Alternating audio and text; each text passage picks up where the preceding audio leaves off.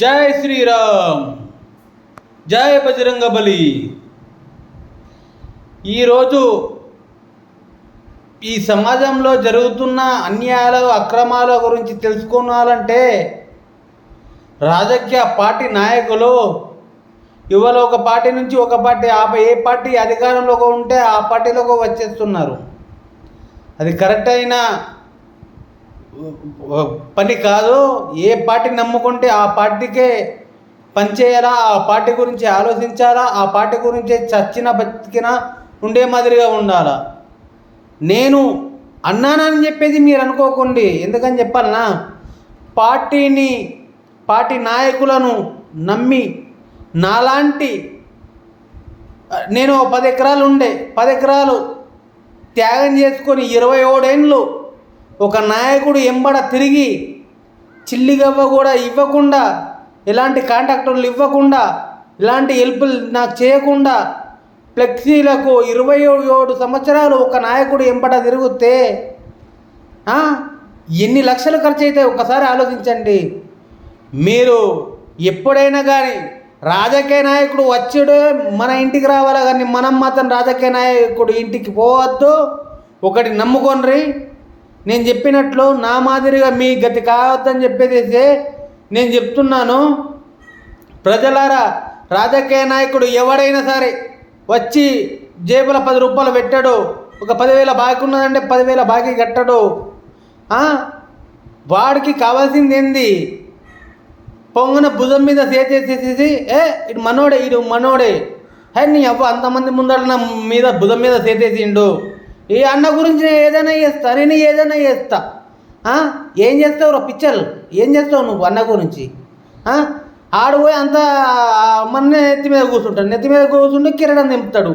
నువ్వు ఈడ ఇది చేసిరా, ఆడ అది చేసిరా, వీళ్ళకి చెప్పు వాళ్ళకి చెప్పు, ధర్నాలు చేపియ్యు, రస్తోరకలు చేపియ్యు, ప్రోటోకాల్ ప్రకారంగా నా శిలాపలకం మీద పేరు లేదు దాన్ని వలగొట్టి చెప్పియుండ్రి. మీ ఊరికి నేను అది చేస్తా ఇది చేస్తా మాటలు. అసలైన నిజమైన దొంగలు ఎవరంటే రాజకీయ నాయకులు. తెల్లందాక వచ్చి వాడు ఏదో ఇంట్లో ఉన్నది దోసుకొని వెళ్ళిపోతాడు. వాడు మళ్ళీ మనకు కనిపించడు. మళ్ళీ మనం ఏడే కొడతాము అంటని చెప్పి వీళ్ళు మన ఎంబట వండుకుంటా మనతోనే పనులు చేయించుకుంటా మన ఓట్లతో గెలిచి మన దగ్గరే దొంగతనాలు చేస్తున్నాడంటే ఎంత అవమానమైన ఇది. రాజకీయ నాయకులను ఒక్కరిని కూడా నమ్మకండి దయచేసి. ఎవడైనా సరే వాడు రాజకీయ నాయకుడు ఎంతటి వాడైనా సరే ప్రజల దగ్గరికి రావాలా, ప్రజల సమస్యలు తెలుసుకోవాలా, ప్రజలకు ఏమి బాధలు ఉన్నాయి ఏమి ఉన్నది. ఇవాళ నేను కొన్ని నమ్ముకున్న 27 ఏళ్ళ నుంచి వాడు నా దగ్గరికి రాలేడు. నా తండ్రి చనిపోయినప్పుడు రాలేడు, నేను మంచిగా ఉన్నప్పుడు రాలేడు, నేను చెడ్డగా ఉన్నప్పుడు రాలేడు. ఆడొక లీడరు. వాడి దగ్గరికి ఎంచి అంటే వాడి దగ్గర ఉండి ఎవడు పైకి రావద్దు అన్నట్లు. వాడి దగ్గర ఉండి ఎవడు పైకి రావద్దు, వాడి తొక్కేసుకుంటా పోతాడు అన్నట్లు. నమ్మదటే మళ్ళీ వీడు పైకి వస్తాడు అంటని చెప్పేసి అట్లా అన్నట్లు. ప్రజలారా, ఒక్కసారి మీరు గట్టి నిర్ణయం చేసుకొని పార్టీల గురించి అధికంగా ఆలోచించకండి. రైతులకు ఏమి కావాలా, రైతు సమస్యలు ఏంది, పార్టీలను వదిలేయండి. రైతుల గురించి ఏం చేయాలి, రైతులకు దిగుబడి ధర కావాలి, రైతుకు మంచి విత్తనాలు కావాలి, కరెక్ట్ సమయానికి మందులు కావాలి. దాని గురించి కొట్లాడుదాం. దాని గురించి కొట్లాడినప్పుడు మనతోటి మన దగ్గర ఉండి కద్దర బట్టలు వేసుకొని కాదు మన దగ్గర ఖర్చుడు. మన లెక్కన చెప్పులు లేకుండా నడవాలా, చెప్పులు లేకుండా నడిచి మనతోటే పాల్గొనాలా ధర్నాలా. అసుంటి నాయకుని ఎన్నుకుందాం మనం. నేను ఇయ్యలడికి ఈ మాట చెప్తున్నా. ఇక ఇప్పటి నుంచి నేను రోజు ఇవే మాటలు, రోజు ఇవే లెక్కలు, రోజు ఇదే కథ. ఎంతకైతే అంతా తెగించుడే క్లాస్. ఎవరిని భయపట్టేది లేదు, ఏది చేసేది లేదు. ఏ కొడుకు అడ్డం వచ్చినా కానీ నరుక్కుంటా పోవడే. ఇది ఇంతకుముందు రాయలసీమ, ఇప్పుడు ఇది రాయలసీమ కావాలా, తెలంగాణ రాయలసీమ కావాలా. అలా ప్యాషనిజం అనేది ఆ మాదిరిగా కావాలా. అట్లయితేనే ఈ కొడుకులు అనేది భయపడతారు. ఒక ఎమ్మెల్యే దగ్గరికి పోవాలంటే ఓ పిఏ గారి దగ్గరికి పోవాలంటే ఇంకా ఆడ చుట్టూరుగా తిరిగే వాళ్ళు, చుట్టూరుగా తిరిగే వాళ్ళు అంటే మెయిన్ లీడర్లు. ఒక ఎమ్మెల్యే కలడానికి ఇవాళ కేటీఆర్ టీఆర్ఎస్ ప్రభుత్వము ఎందుకు ఓడిపోయింది? కేటీఆర్కు ఎమ్మెల్యేలకు కూడా అపాయింట్మెంట్ ఇప్పియలేడు. ఎవడు ఇప్పియలేడు? కేటీఆర్ పిఏ. అది కేటీఆర్కు తెలియదు ఈ విషయం. అంటే కొంతమంది ఏమంటే కొంతమంది నష్టపోతారు అనే విధంగా అట్లా అన్నట్లు.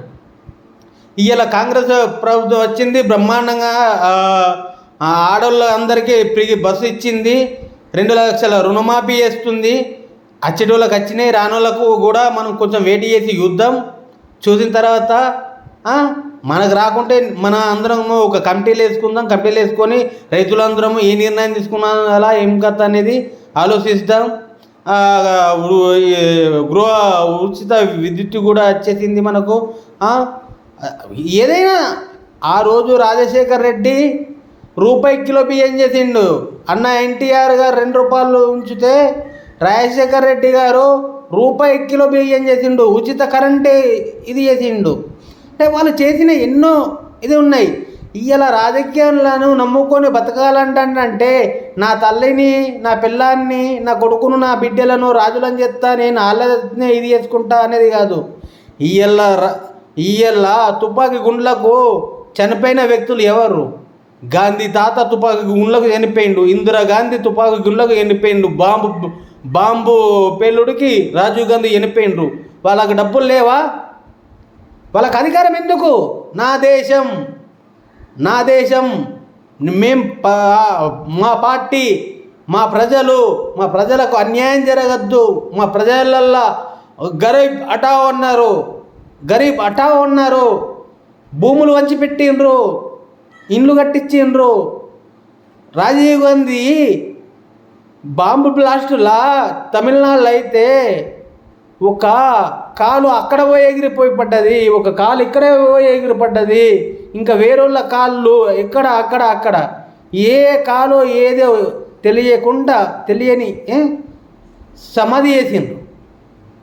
అంటే అంత ఘోరమైన పరిస్థితుల్లో కూడా ఇవాళ వాళ్ళు పార్టీ గురించి ఎంత కష్టపడి అంత ఇది చేసుకుంటా, రాహుల్ గాంధీ గారు కూడా ఇప్పటికీ పెళ్లి చేసుకోకుండా ఉన్నారంటే వాళ్లకు శతకోటి పాదాభివందనాలు.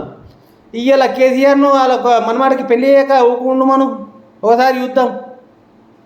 అలా మనమాడు ఉన్నాడు కదా, పెళ్ళి అయ్యాకద్దంటే రాజకీయ నాయకుడు కావాలా, నువ్వు పెళ్ళి చేసుకోకు, నువ్వు వాజ్పేయి కావాలంటే అని చెప్పేసి ఆర్ఎస్ఎస్ ఒక మతంలో లేదు, ఒక కులంలో లేదు, దేంట్లో లేదు. మనకు ఎవరైతే మంచి చేస్తారో వాళ్ళను గెలిపించుకుందాం.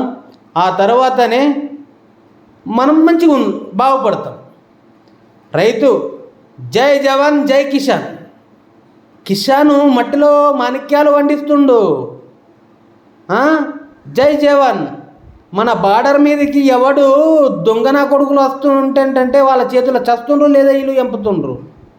ప్రాణాలకు త్యాగాలు చేసి వీళ్ళు పనిచేసే వ్యక్తులు వీళ్ళు రైతులు. తెల్లందాకా పొద్దుందాకా కరెంటు కాడికి తోటల కాడికి మూట కాడికి కరెంటు కాడికి పోయేటప్పుడు పాములేందు తేలిలేందు వర్షాల 4 గంటల 5 గంటల వర్షాల ఉండకుండా చేసుకుంటా తన పని తన సక్రమంగా చేసుకొని అది మార్కెట్గా తీసుకొని వచ్చేస్తే దళారుల చేతిలో మోసపోయాం ఇన్ని రోజులు. ఇప్పుడైనా కానీ రైతులు ధాన్యాలైనా ఏదైనా గిట్టుబాటు ధర కల్పించాలా. ఆ తర్వాతనే ఆ రాజకీయ నాయకుడికి మా ఊరికైనా మీ ఊరికైనా ఏ ఊరికైనా వచ్చే అధికారం ఉండాలా. లేదంటే ఈ రాజకీయ నాయకుడు వచ్చే వీలు లేదు. పోలీసు బందోబస్తు ఏమీ లేదు, పోలీసులకు ఎలాంటి అథారిటీ లేదు. మా ఊరికి అనుకుంటేనే మేము పిలుచుకుంటున్నామంటేనే మనం తీసుకొచ్చుకోవచ్చు. మనం అదనంగా పోలీసు వాళ్ళు మేము తీసుకొస్తామంటే మనం 1000 మంది, మనం పోలీసు వాళ్ళు 10 మంది పోలీస్ స్టేషన్లో గాళ్ళు ఏం చేస్తారు? మనం గుండె నిబ్బరం చేసుకొని ప్రతి ఒక్క వాళ్ళము మనకు పని చేసే వాళ్ళని ఎన్నుకుందాం. పని చేసే వాళ్ళకి ఓట్లేద్దాం. జై జవాన్ జై కిసాన్.